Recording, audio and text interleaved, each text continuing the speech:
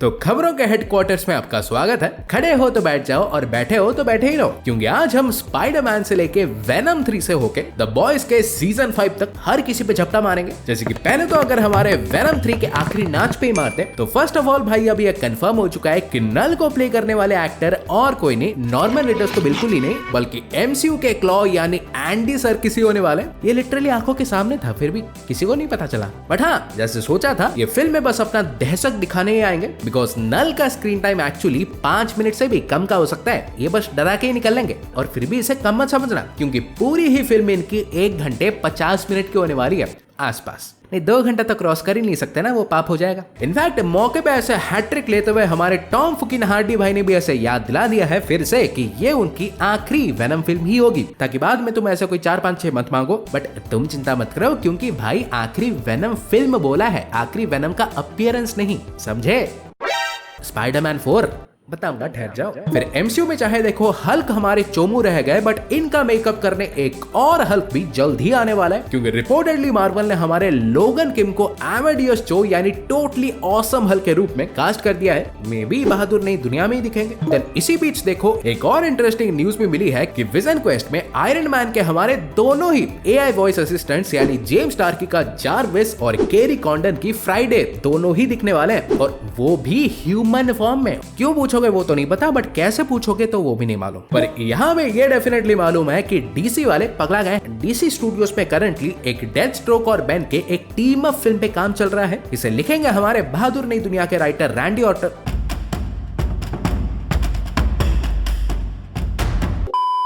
Matthew Orton, और ये है जो है मानी लो जो है। यहाँ लौंडे लोग वंडर वुमन का पूछ रहे हैं, लेकिन गन साहब को बेन का थोपड़ा दिखाना है। लेकिन हाँ, दिखा भाई चाहे जिसको रहे, जिसमें भी रहे, बट कनेक्टिविटी इनकी डिट्टो मालगाड़ी की तरह होगी, क्योंकि अब ये भी कंफर्म्ड हो चुका है कि रिक फ्लैग जूनियर के पिताजी सीनियर सुपरमैन में भी दिखेंगे। पर दिखाने से भी याद आया कि द लॉन्डो के एरिक ट्रिप के सामने ये बोल दिया है कि क्योंकि भाई द बॉयज का सीजन 5 की आखिरी होगा, भाड़ में जाए स्पिन अप से, तो वो फाइनल सीजन में इसलिए बहुत से कैरेक्टर्स को खच्चाक लुटकाने वाले हैं। इनफैक्ट उनको तो खुद को डाउट है कि आखिरी सीजन देखो अच्छा निकल गया तो अच्छी बात है, लेकिन कुछ पूर्वजों को देखते हुए उनको भी डर है कि वो भी हक ना देख। लेकिन इसी दौरान ये भी जानने मिल चुका है कि मार्वल के पास स्कारलेट विच को लेके भी थोड़े ज्यादा ही मेजर प्लान्स है। लाइक अपनी पर्सनल खुद की सोलो फिल्म में तो दिखेंगे, वो तो पता नहीं कब आएगी, बट दिखेंगे। फिर वांडा विजन की 2 और स्पिन अप सीरीज भी आने वाली है। सालो सीरीज क्यों, फ्रेंचाइजी घोषित कर दो। बट ऑल्सो भाई मोहतरमा का अपकमिंग हमारे अवेंजर्स मूवीज के साथ म्यूटेंट सागा में भी एक मेजर रोल होगा, कहीं नहीं जा रही है।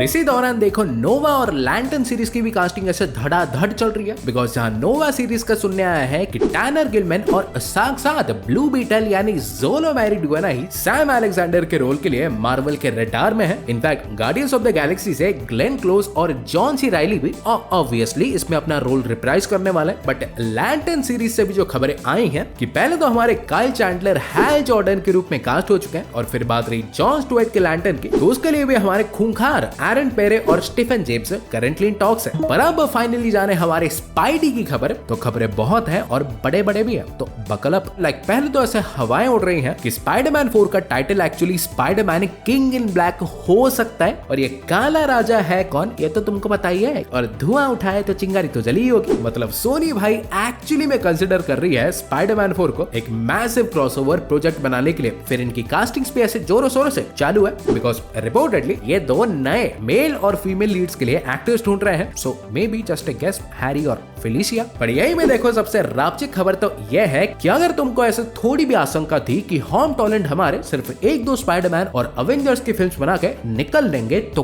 कैपिटल लेटर्स में नहीं, क्योंकि रिपोर्टेडली देखो ये 3 और स्पाइडरमैन फिल्म्स तो करने वाले 4 से 6 तक। फिर डूम्सडे और सीक्रेट वॉर्स में भी ये दिखेंगे ही दिखेंगे, बट इन सब के साथ भाई 2 और एमसीयू मूवीज में भी झूलते हुए दिखेंगे। सो मान लो कि स्कारलेट विच और स्पाइडरमैन दोनों ही हमारे मुंबई म्यूटेंट सागा आ रहे हैं, लेकिन खत्म थोड़ी हुआ है, क्योंकि एंड्रू साहब ने भी स्पाइडी के रूप में वापस लौटने की इच्छा तो प्रकाश की है कि प्रोजेक्ट अच्छा मिला तो 100% क्यों नहीं। बट किस्मत तो देखो, क्योंकि इनके भाई ये कहते ही रिपोर्ट्स भी आ चुके हैं कि इन्हें 1 क्या 2 सही प्रोजेक्ट मिलेंगे। मतलब रिपोर्टेडली भाई ये 2 प्रोजेक्ट्स में स्पाइडी के रूप में लौटने वाले हैं। फिर इसी बीच भाई एक अजीब तो क्या ही बोलूं, मोर लाइक खुलासा हो चुका है। लाइक जानने मिला है कि सुपर हीरो वर्ड को अपेरेंटली हमारे मार्वल और डीसी ने ट्रेडमार्क ट्रेडमार्क कर रखा था। तो रिसेंटली खबर आ चुकी है कि वो अपने इस ट्रेडमार्क को हार गए हैं। मतलब इसका मतलब ये नहीं कि अब से वो इस वर्ड को यूज नहीं कर पाएंगे, वो तो करेंगे, बट उनके साथ भाई अब पूरी दुनिया भर भी करेंगे। लाइक पहले इस वर्ड को जो भी यूज करते थे तो वो भाई सुपर और हीरो के बीच में एक स्पेस लगाया करते थे, बट अब भाई स्पेस उड़ा दो, अब सीधा सुपर हीरो।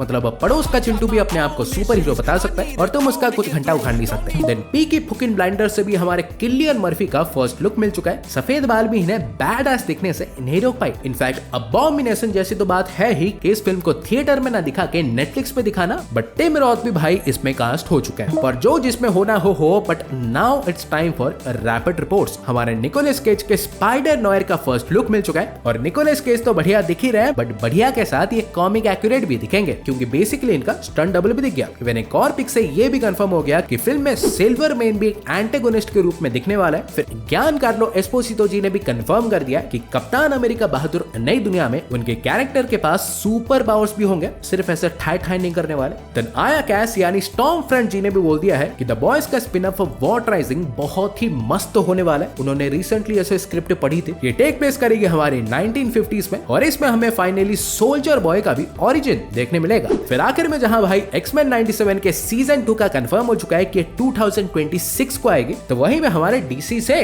जानने मिला है कि वो एक रॉबिन के एनिमेटेड ओरिजिन स्टोरी पे काम कर रहे हैं। करो भाई करो। सो आज के लिए भाई इतने ही खबर थे और वीडियो देख के तुम्हें ऐसे रापचिकनेस का थोड़ा भी ऐसे एहसास हुआ हो तो वीडियो को देखो, लाइक करो और चैनल को भी सब्सक्राइब कर दो और मैं तुमसे मिलूंगा ऐसे एक और टाइमलाइन में। सो गाइस तब तक बाय और टेक केयर।